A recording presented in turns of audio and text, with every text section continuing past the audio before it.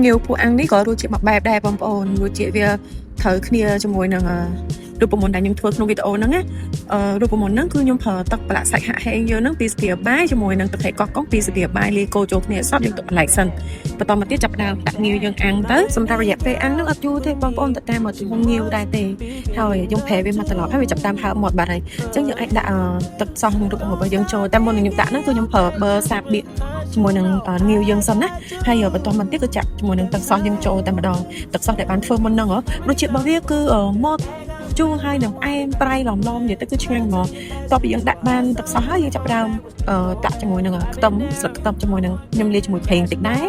ហើយរោយជាមួយនឹងស្បែកដីហើយជាមួយនឹងខ្ទឹមក្រហមពងអូយអាំងបដាឈ្ងុយចាស់ក្លិនបដាមករសជាតិនេះគឺញ៉ាំអត់តលន់ទេហើយចាំបាច់ជ្រលក់មួយទឹកជ្រលក់អីទៀតទេ